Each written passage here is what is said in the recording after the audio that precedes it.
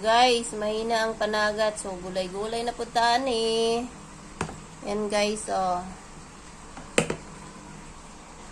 Buong linggo is pansit canton. Kaya isda muna ngayon. Mura lang ang kilo. Ayan, piniritong isda. Dito naman tayo guys. Gabi na naman nagluto si Inday Mandaya. So, ayan, ang view sa gabi na naman. Ngayon, marami ang tao kasi Thursday, tapos Friday bukas. So, ayan. Guys, may kangkong kami. Ayan. Igigisa namin yan. Guys, diriyan na po nga side, guys. Nagluto si Inday. So, guys, ganito ako magluluto. Kahit anong luto, inuuna ko talaga yung onions, carrot.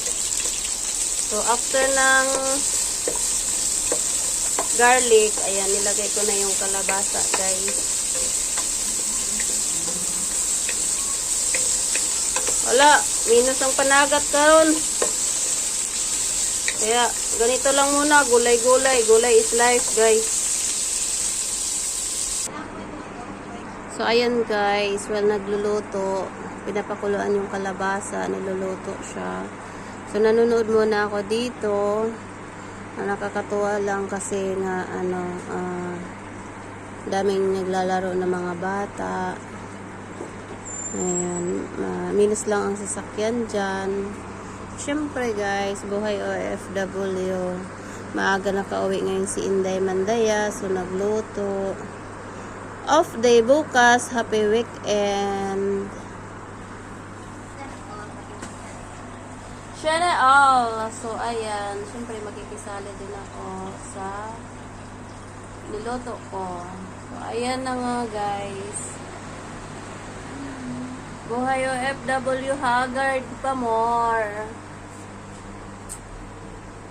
So, ayan yung view sa labas. Cute pa more. Short. So, ayan na nga, guys. Hirap ng buhay, wala pa kaming sahod, malayo pa sa ibuturan ng mundo.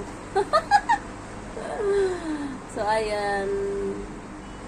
Ang mukha, bow. Oo. Ang mukha, bow.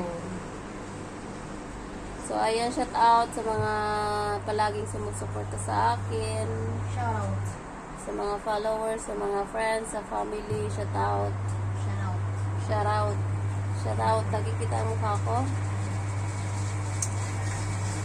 Ayan, guys. So, ayan. Buhay OFW. Mahirap. Kailangan lang lumaban. So, wala pa kaming sahod. Kaya gulay-gulay. Gulay is life. Gulay is life.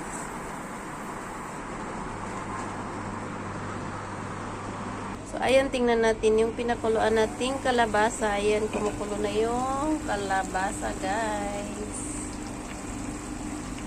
So, ilalagay na natin yung kamatis. Para malasa na. Saglit lang, luto na yung kalabasa na yan. Titingnan natin.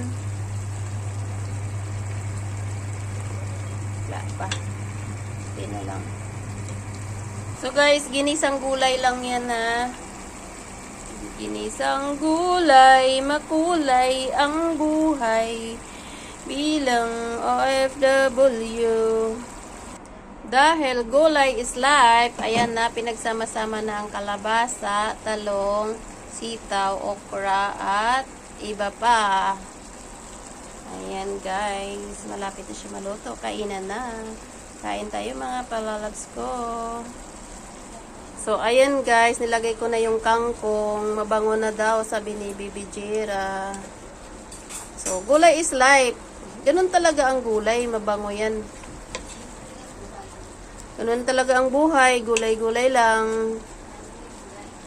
Basta may gulay, sapat na. Charot. So, ayan, buhay ni Mandaya dito sa UAE. Pagulay-gulay lang, guys.